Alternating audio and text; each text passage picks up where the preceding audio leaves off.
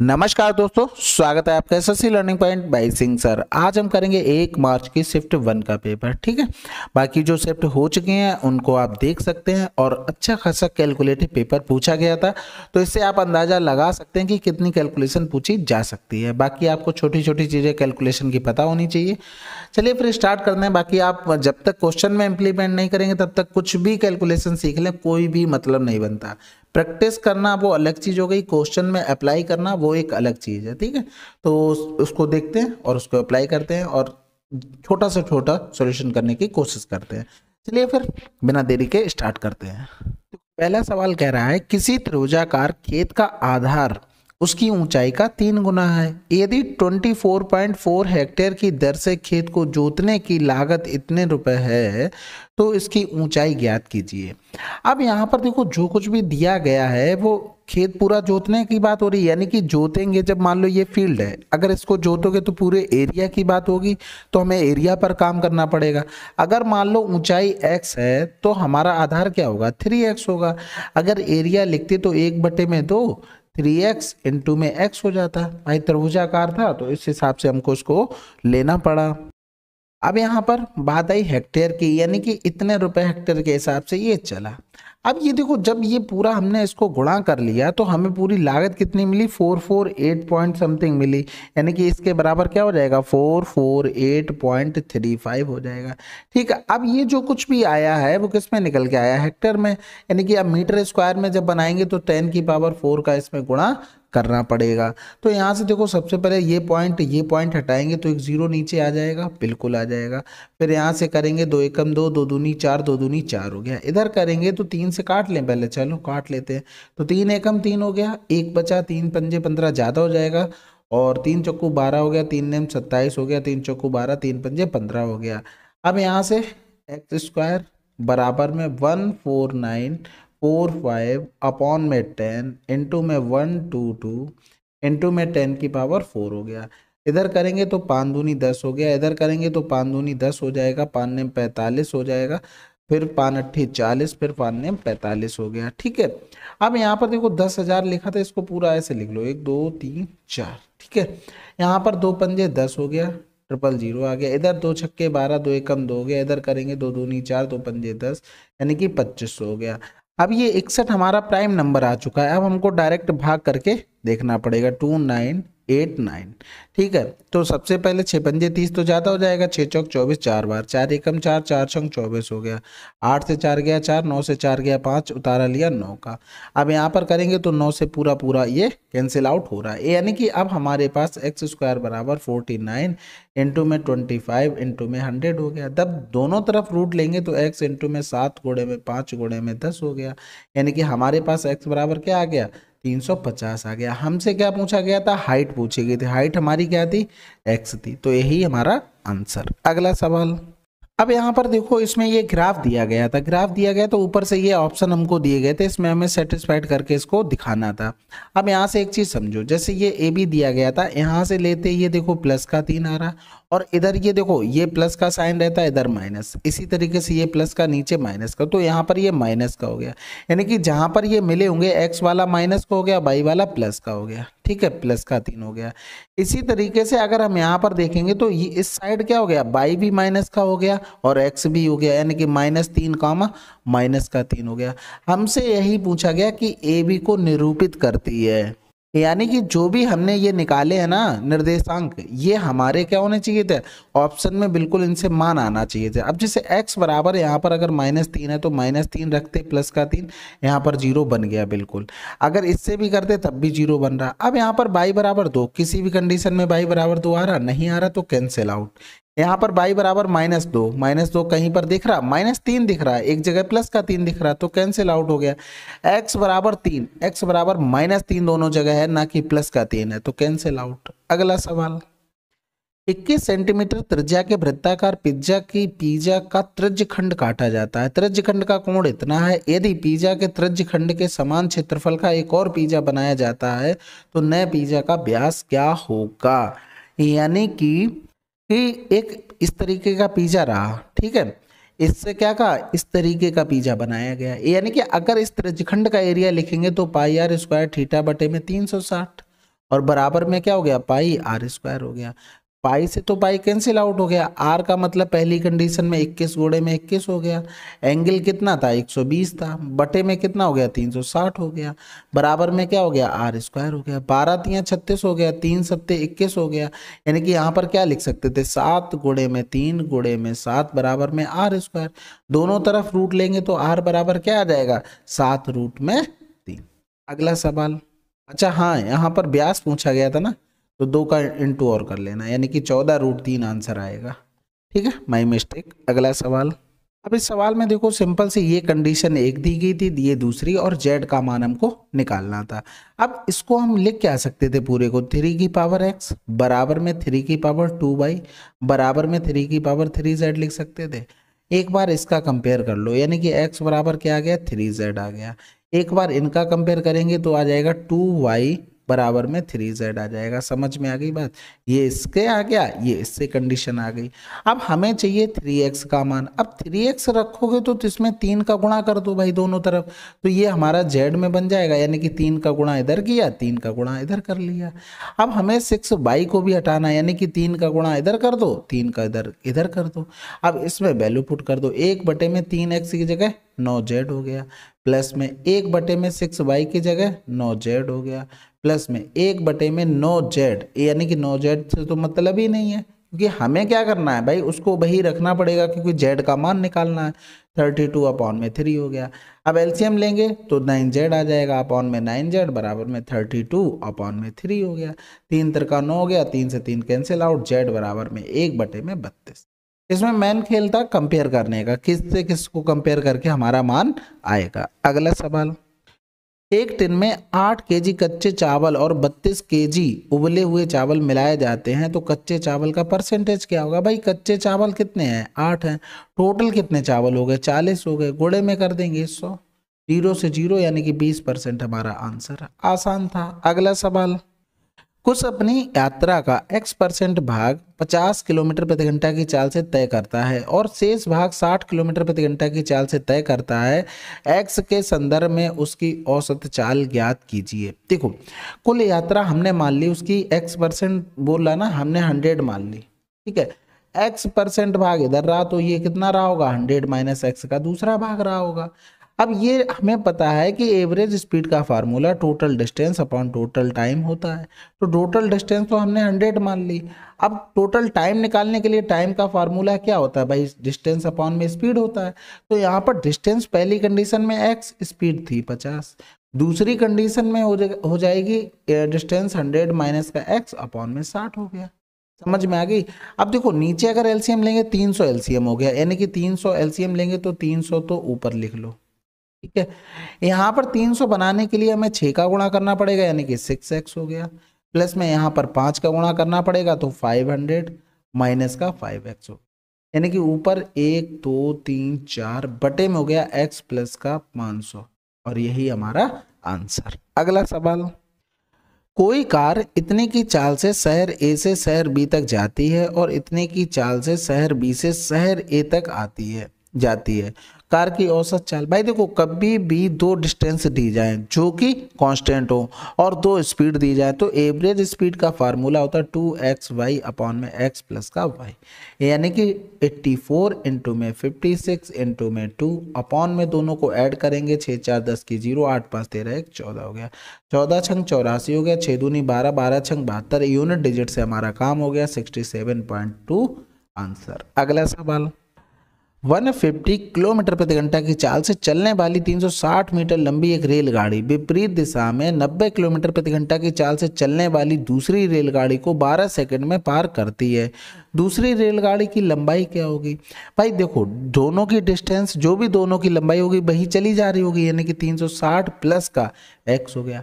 अब वो विपरीत दिशाओं में चलें तो उनकी चालें क्या होंगी, ऐड हो जाएंगी, 150 प्लस का 90, लेकिन हमें ये क्या दिया गया था मीटर में, ये सेकंड में, तो इसको भी बनाना पड़ेगा 5/18, यानी कि मीटर प्रति सेकंड में, टाइम 12 सेकंड। बस इतना सॉल्व करना था।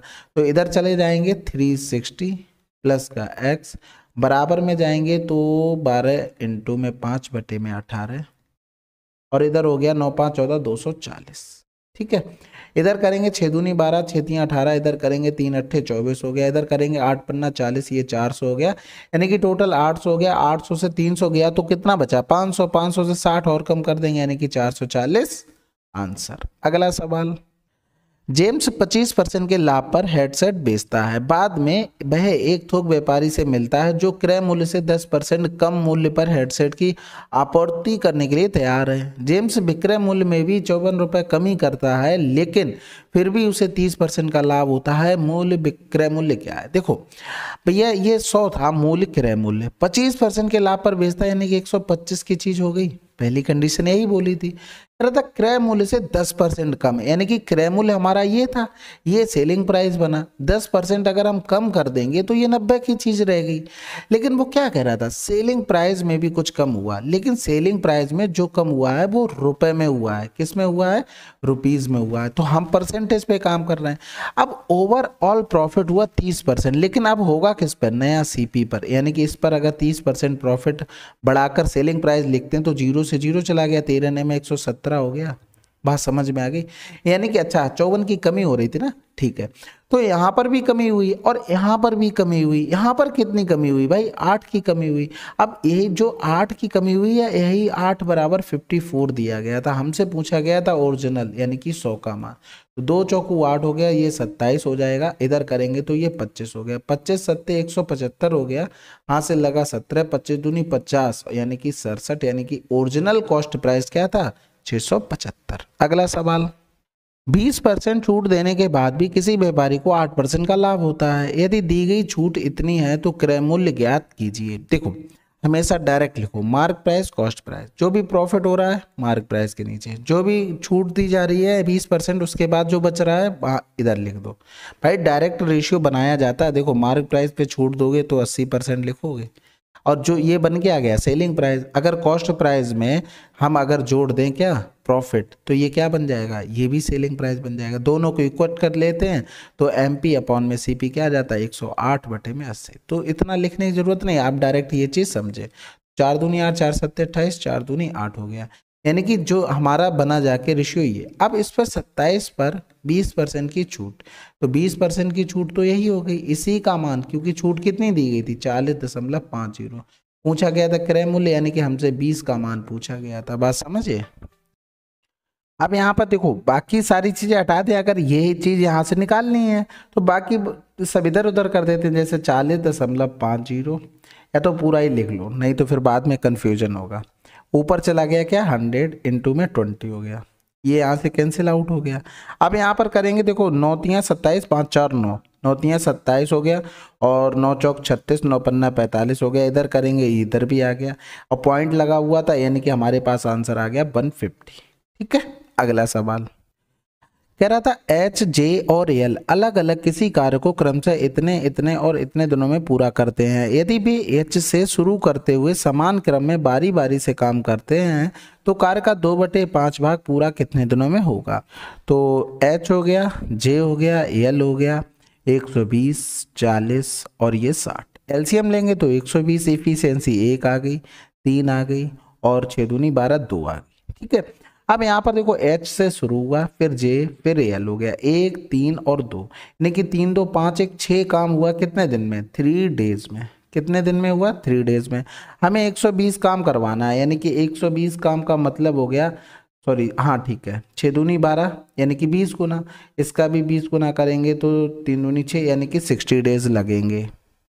लेकिन यहाँ पर बोला था कि 2/5 भाग, यानी कि इसका भी 2/5 कर दो, इसका भी 2/5 कर दो, तो 12 पंजे 60 यानी कि 24 हमारे पास आंसर। अगला सवाल, आशा और लता एक साथ मिलकर किसी कार्य को इतने दिनों में पूरा कर सकती हैं। लता और सीता एक साथ मिलकर कार्य को इतने दिनों में आशा और सीता से 2 गुना कुशल है।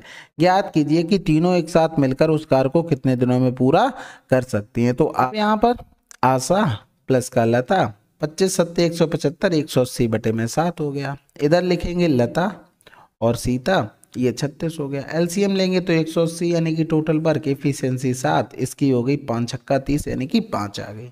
और बोला था आशा सीता से 2 गुना कुशल है। आशा सीता से 2 गुना कुशल है, यानी कि सीता अगर 1 है तो ये 2 हो गई, यानी कि एफिशिएंसी निकल के आई ये अब हमें इसको क्या करना पड़ेगा, बराबर में इक्वेट करना पड़ेगा। अगर मान लो सीता की इसके अकॉर्डिंग चलते 1 है तो लता की 4 हो गई, यानी कि 4 रखते तो यहाँ पर कितनी आ गई, 3 आ गई। यानी कि ये तो हमारी बात नहीं बनी, क्योंकि ए की इफिशियंसी यहाँ पर तो 2 है, यहाँ पर 3 आ गई, ऐसा तो नहीं हो सकता है। अब यहाँ पर देखो, अगर मान लो 4 इसका करते, 4 इसका करते, 4 इसलिए किया क्योंकि 2 का मल्टीपल आ रहा है, नहीं तो नहीं बनती बात, तो ये 3 हो जाता। जब ये लता की 3 हो गई तो आपको ये भी पता होना चाहिए कि यहाँ पर 3 हो गई तो यहाँ पर भी 3 हो गई, अब यहाँ पर इसकी 2 हो गई। यानी कि इसका अगर 2 गुना कर देंगे, इसका भी 2 गुना कर देंगे, यानी कि 4 और 2, देखो 4 यहाँ पर एक ही है, यहाँ पर भी 4 मानी, यहाँ पर 2 है, यहाँ पर भी 2 आ गई, यानी कि सब कुछ सेटिस्फाइड हो गया। तीनों की इफिशियंसी आपको पता लग गई, यानी कि ये हो गया हमारी आशा, लता और एक कौन था भाई, सीता। यानी कि आशा की 4, सीता की 2 और लता की कितनी हो गई, 3 हो गई। 4 3 7 2 9 हो गई टोटल इफिशियंसी। अब 180 काम कराना था, 9 से भाग कर दो, यानी कि 20 डेज लगेंगे। ठीक है, थोड़ा सा अच्छा सवाल था। अगला सवाल, अब इसमें देखो केंद्रक दिए गए थे, इसका मान निकालना था। इसमें क्या होता है, जैसे ये x हो गया, y हो गया, z हो गया, ये x1 x2 और x3, इसी तरीके से ये y1 और ये y2 और ये y3, इसी तरीके से ये z3 और ये z2 और ये z1। अब जैसे मान लो x निकालना हो तो x1 प्लस का x2 प्लस का x3 अपॉन में 3 हो जाएगा। इसी तरीके से अगर y निकालना हो तो y1 प्लस का y2 प्लस का y3 अपॉन में 3 हो जाएगा। इसी तरीके से z रहेगा। ठीक है, अब हमें चाहिए, हमें केवल उसी पर काम करना है। a का मान निकालना तो तीसरी कंडीशन में, तो a बराबर में हो जाएगा -3 प्लस का 1 और माइनस का 4/3। तो 4 और 3 7, 7 से 1 गया 6 बचा माइनस का, यानी कि ये माइनस का 2 आ गया। अब बी हमने देखा, जो बी लिखा कहाँ पे है भाई साहब, बिल्कुल उन्होंने देखा हमने कि फर्स्ट नंबर पे लिखा है, यानी कि हमें एक्स से ही काम चलाना पड़ेगा। यानी कि 1 बराबर में 1 प्लस का वी माइनस का 1 अपॉन में 3, तो b बराबर क्या आ गया, 3 आ गया। वैल्यू पुट कर दो, माइनस का 2 प्लस का 3, माइनस का 2 प्लस का 3, तो आंसर आ गया प्लस का। अगला सवाल, दो उम्मीदवारों के बीच किसी चुनाव में 10% लोगों ने अपना मत नहीं डाला और डाले गए 10% मतों को अवैध घोषित कर दिया गया। जीतने वाले उम्मीदवार को वैध मतों का 52% मत प्राप्त हुए और वह इतने मतों से बहुमत से जीता। कह रहा था नामांकित मतदाताओं की संख्या ज्ञात कीजिए। तो सिंपल सी बात है भाई, एक्स लोगों ने किया, 10% लोगों ने अपना मत नहीं किया, यानी कि 90 लोगों ने किया, 90% है। 10% अवैध हो गए, यानी कि 90% वैध हो गए। इन्हीं में हारा जीती हुई, अब जो क्योंकि ये टोटल वैध मत बचे। अब वो कह रहा था कि वैध मत के 52% मत प्राप्त हुए, यानी कि अगर ये टोटल अगर हम मान लें कि 100% था, इसका 52% एक को प्राप्त हुए तो दूसरे को 48% प्राप्त हुए होंगे।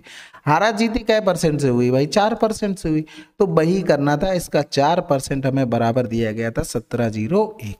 तो इधर करते तो 9 एकम 9 हो गया, 9 8 बचा और 9 अट्ठे 72 हो गया, 9 ने 81 हो गया। इधर करते तो 9 दूनी 18, 9 एकम 9 हो गया। इधर करते तो 4 25 हो जाता, यानी कि 25 का गुणा करेंगे, 25 एकम 25 हो गया, 25 दूनी 50 और 2 52 हो गया। यानी कि 5 to 5 लिखा है क्या किसी में, आंसर लगा दो। 0 को इग्नोर कर दो क्योंकि ऑप्शन नहीं चाहता है। अगला सवाल, 4 व्यक्ति ABCD 6 किलोमीटर लंबाई वाले वृत्ताकार ट्रैक पर दौड़ना शुरू करते हैं। उनकी चाल क्रमशः 3 और इतनी है। यदि सभी एक ही बिंदु से एक साथ एक ही दिशा में दौड़ना शुरू करते हैं तो जब वे पहली बार प्रारंभिक बिंदु पर मिले थे तो बी ने कितने चक्कर लगाए होंगे। तो सबसे पहले तो हम टाइम निकाल लेते हैं अलग अलग, क्योंकि हमें जब टाइम पता होगा तभी हम बी की डिस्टेंस निकाल पाएंगे, तब हमें ये पता लग पाएगा कि कितने चक्कर लगे। अभी समझ में आ जाएगा कैसे। 6 किलोमीटर है तो 3 की चाल से जाएंगे तो उसको टाइम लगेगा 2 घंटे। ठीक है, क्योंकि 6 ये डिस्टेंस हो गई, ये हमारे क्या हो गई, स्पीड हो गई। दूसरी कंडीशन में 6/3.5 हो गया, पॉइंट हटाया 0 हो गया। इधर करेंगे तो 12 पंजे 60 हो गया, 5 सत्ते 35 हो गया, यानी कि 12/7 घंटे लग गए। ठीक है, तीसरी कंडीशन में 6/4.5 नहीं 4 ही हो जाएगा। तो इधर करेंगे 2 3 6, 2 दूनी 4 घंटे। ठीक है, डी के लिए करेंगे 6/45 60 ऊपर हो गया, 15 चौको 60 हो गया, 15 3 45, यानी कि 4/3।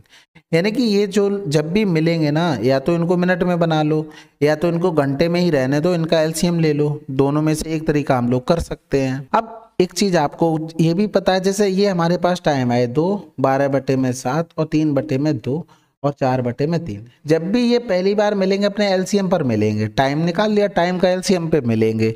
तो इसमें भिन्न में क्या होता है, जब भी एलसीएम पूछा जाए ऊपर वाले का एलसीएम, नीचे वाले का एचसीएफ। नीचे में तो 7 2 3 दिया गया था, इसमें तो कुछ कॉमन है नहीं, एचसीएफ तो 1 हो गया, ऊपर एलसीएम 12 हो गया, यानी कि वो इतने पर मिलेंगे। यानी कि अगर हम बी की देखें क्या डिस्टेंस, बी की डिस्टेंस देखें तो 12 गुणे में 3.5 हो गया, तो 12 3 36 और 6 42, यानी कि वो कितना चल रहा है, 42 किलोमीटर चल रहा है। तो अब पूरी डिस्टेंस थी कितनी, 6 की, तो 6 में हम अगर हम 42 का करेंगे, 42 में भाग करेंगे तो उसने कितने चक्कर लगाए, 7 चक्कर लगाए। अगला सवाल कह रहा था 16 17 18 19 में वाणिज्य के विद्यार्थियों के योगफल तथा 15 16 19 20 में विज्ञान के विद्यार्थियों के योगफल का अनुपात ज्ञात कीजिए। तो सबसे पहले 16 17 पे पहुंचो। 16 17 में भाई किसकी, वाणिज्य की बात हो रही है, यानी कि 1050 हो गया। फिर इसके बाद 18 19 में पहुंचते हैं, इसमें भी वाणिज्य की बात हो रही है, यानी कि 1335 की बात हो रही। भाई यही तो दूसरा नंबर रहा। फिर इसके बाद साइंस की बात हो रही 15 16 में, साइंस के लिए 15 16 में 1025 हो गया। फिर 19 20 की बात हो रही है, इसमें हो गया 1240, यानी कि 5 4 2 6 2 और 2 हो गया। इधर हो गया 5 5 3 8 3 और ये 2 हो गया। इधर करेंगे तो 5 से काट लेते, 5 चौको 20 हो गया, 3 बचा, 5 सत्ते 35 हो गया, 5 सत्ते 35 हो गया, 5 चौको 20 और 2 बच गया, 5 25 हो गया, 1 बच गया, 5 सॉरी 5 दिया 15 हो गया, 5 4 9 3 12, 3 से कट जाएगा, 3 एकम 3 हो गया और 1 बचा, 3 पंजे 15, 3 नेम 27, 159 मिल गया, हमारा आंसर आ गया। बस इतना ही करना होता है। अगला सवाल, अब ये सवाल देखो, ये थोड़ा अच्छा सवाल है। इसमें क्या करते हैं, सभी चीज़ें चेंज कर लो परसेंटेज में, परसेंटेज में चेंज करेंगे तो इसको 16.67 लिख सकते हैं। फिर यहाँ पर करेंगे इसको तो 83.33% हो गया, इनटू में 55.55 हो गया, ठीक है, अपॉन में 33.33 हो गया और इधर हो गया 66.67 हो गया। इसको करेंगे तो 25% हो गया, ठीक है। अब यहाँ पर सभी के मान आपको याद होने चाहिए, नहीं तो फिर दिक्कत होगी भाई। इसको हम लिख सकते हैं 1/6, 83 सहित 1/3 हो गया, यानी कि इसको लिख सकते हैं 5/6, इसको लिख सकते हैं 5/9। ये अगर आपको चीज़ें नहीं पता होंगी तो थोड़ा सा टाइम लगेगा और लेंदी सवाल हो जाएगा। इसको 1/3 लिख सकते हैं, गुणे में 2/3 हो गया, 25% को 1/4 लिख सकते हैं, 3 3 9, 9 से 9 कैंसिल आउट हो गया, 2 दूनी 4 हो गया, ये 2 ऊपर पहुंच जाएगा, 55 25 दूनी 50 हो गया, बटे में 6 36 हो गया। काटेंगे तो ये हो गया 18 दूनी 36 हो जाएगा, ऊपर हो जाएगा 25। इधर करेंगे तो 18 एकम 18 हो गया, ठीक है। अब 18 एकम 18 करने के बाद बचा कितना है, 7 बचा है। फिर 18 3 54, 1 सेकंड रुकना, 18 चौक 72, 18 3 54, तो 1.3 समथिंग आना चाहिए। लेकिन यहाँ पर इतना सटीक ऑप्शन दिए गए कि हमको आगे फर्दर करना पड़ेगा, जिससे हमें चीज पकड़ में आ पाए कहाँ पर हमारी बन रही है। तो 18 एकम 18 7 बचा, 18 3 54 हो गया, 54 में 16 बचेगा, यानी कि 160 फिर से हो गया। फिर 18 ने में 162 हो गया, ज्यादा हो जाएगा तो 18 8 144, जब राउंड ऑफ करेंगे तो 1.4 समथिंग आ पाएगा, ठीक है। तो ये 1.3 अगर लगाओगे तो रॉन्ग हो जाएगा, हमें आगे करके देखना पड़ेगा। अगला सवाल, एक क्रिकेट मैदान का क्षेत्रफल इतना वर्ग गज है, यदि पूरे मैदान में 200 केजी उर्वरक एक समान रूप से फैलाया जाता है तो 2700 वर्ग गज के कुल क्षेत्रफल वाले मैदान में कितने केजी उर्वरक फैलाया गया। देखो कह रहा था पूरे मैदान में 200 केजी उर्वरक एक समान रूप से फैलाया गया। देखो 5400 में यूज हुआ है कितना, 200, तो हमें आप 2700 का पूछ दिया भाई, आधा ही तो हो जाएगा, यानी कि 100 केजी रहा होगा, आसान था। अगला सवाल, यदि कोई बस 40 किलोमीटर प्रति घंटा की चाल से चलती है तो वह गंतव्य स्थान पर 11 मिनट देरी से पहुंचती है, लेकिन यदि इसकी चाल में इतनी की वृद्धि होती है तो वह गंतव्य स्थान पर 6 मिनट देरी से पहुंचती है। यात्रा पूरी करने के लिए बस की सामान्य समय बताइए। अब एक चीज यहाँ पर एक बताओ हमको, डिस्टेंस कांस्टेंट हो गई, बिल्कुल हो गई। पहले स्पीड 40 थी, अब यहाँ पर 14 बढ़ गई, यानी कि 40 10 50 54 हो गई, यानी कि स्पीड में रेशियो ये हो गया। टाइम में रेशियो कितना हो जाएगा, 54 और 40 का हो जाएगा। हमारे हिसाब से टाइम में कितना डिफरेंस आया, 14 का आया। क्वेश्चन में कितना था भाई, यहाँ पर भी देरी यहाँ पर भी देरी, यानी कि दोनों का डिफरेंस करेंगे 5 मिनट का टाइम में डिफरेंस है, यानी कि यहाँ पर लिखेंगे 5 मिनट, मिनट को घंटे में चेंज करेंगे तो बटे में क्या हो गया 60 हो गया, लेकिन आंसर हमसे मिनट में ही पूछा है, तो मिनट में पूछा गया तो चेंज करने की जरूरत भी नहीं है। अब हमसे पूछा गया यात्रा पूरी करने के लिए बस का सामान्य समय, भाई सामान्य चाल ये है तो सामान्य समय ये होगा, यानी कि हमें क्या निकालना था 54 बराबर, तो 5 बटे में 14 गुणे में हो गया 54, तो ये तो हो गया 27, ये हो गया 2 सत्ते 14 हो गया, 27 पंजे 135 हो गया, बटे में 7 कर देंगे। अब अगर सिंप्लीफाई करो उसको तो 7 एकम 7 6 बचा और 7 नेम 63 2 बटे में 7, लेकिन जब इससे हम जा रहे थे जहां तक यहाँ पर क्या हुआ था कि 11 मिनट देरी हो रही थी, ये बात समझ पाए कि नहीं, यानी कि 11 मिनट देरी हो रही थी इसमें समझ, यानी कि अगर हम इसमें 11 माइनस कर दे तो वो टाइम कम लगेगा, तो 19 प्लस का 2 बटे में 7 माइनस का 11, यानी कि आंसर आ गया 8 सही 2 बटे में 7 मिनट। अगला सवाल, किसी वर्गाकार मैदान का क्षेत्रफल इतना, मैदान का परिमाप बताना है, यानी कि 4a का मान हमें निकालना है। तो देखो सबसे पहले ए स्क्वायर बराबर में 44 इंटू में 89, अब ये किसी ना किसी का तो स्क्वायर होगा, तो स्क्वायर पकड़ोगे कैसे, 60 का स्क्वायर और 70 का स्क्वायर, यानी कि ये हो गया 4900 और ये हो गया 3600, यानी कि स्क्वायर कहीं ना कहीं इन्हीं दोनों के बीच में है। अब लास्ट में 9 है तो दो ही कंडीशन में मिलेगा, एक तो या तो 63 पे मिल जाएगा, 63 के बाद एक मिल जाएगा 67 पर, इसके अलावा तो किसी पर नहीं मिलेगा।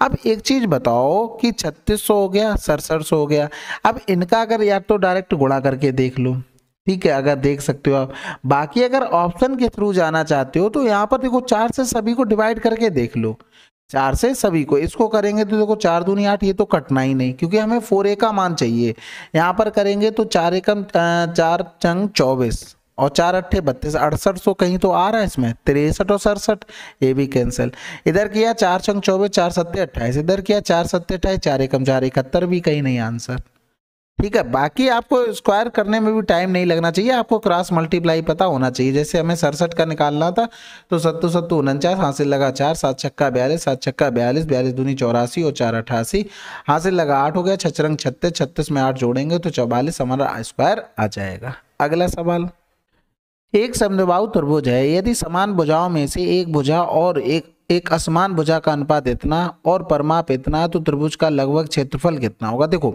भुजाएं हमारी समान वाली ये हो गई और ये असमान भुजा हो गई, यानी कि 6 6 12 12, यानी कि 12 और दूनी 24 24 से कम करेंगे 23x का मान दिया गया था 46x बराबर क्या गया 23 दूनी 46, यानी कि हमारे पास भुजाएं जो थी वो सारी निकल के आ गई, कितनी कितनी आ गई भाई 12, ये भी 12 हो गई और ये 22 हो गई, ठीक है।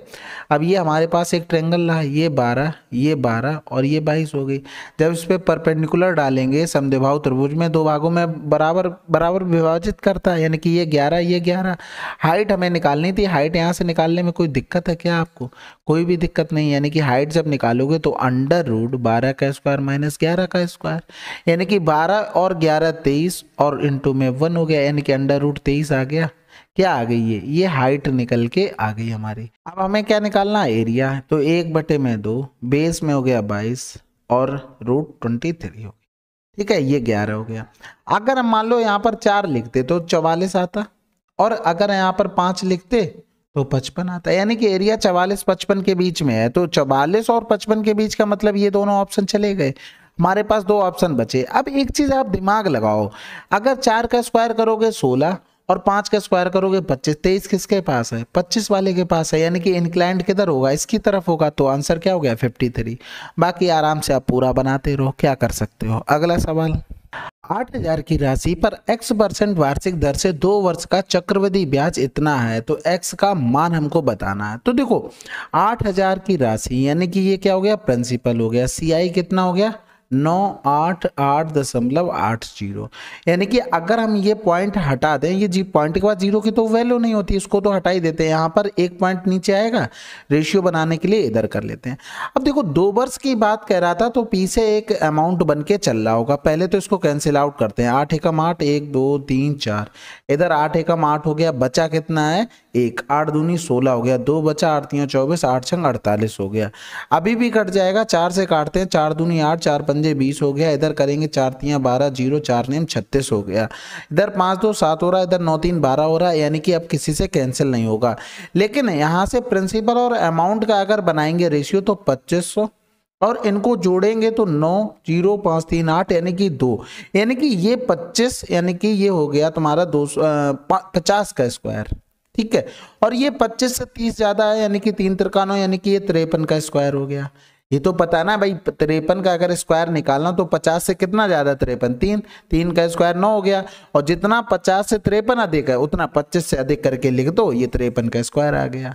समझ में आ गई? तो ये प्रिंसिपल से अमाउंट बन गया, यानी कि ये 50 से 53 रहा होगा, यानी कि 3 बटे में 50 गुणे में हो गया 100, तो 50 दूनी 100 3 दूनी 6 आंसर। अगला सवाल कह रहा था x रुपए की राशि पर इतने की दर से इतने वर्ष का साधारण ब्याज इतना है, तो x का मान। भाई सिंपल है, फार्मूला लगा दो, PRT अपॉन 100, 7 या 21, 21 2 23 बटे में 3 गुणे में 2 दूनी 4 1 5 बटे में 2 और अपॉन में 100 हो गया। इसका मान दिया गया था 8625, अपॉन में कर लो 10, जीरो से ये जीरो चला गया, और यहाँ पर करेंगे तो 5 एकम 5 3 बचा, 5 सत्ते 35, 1 बचा, 5 दूनी 10, 2 बचा 5 25 हो गया, ठीक है।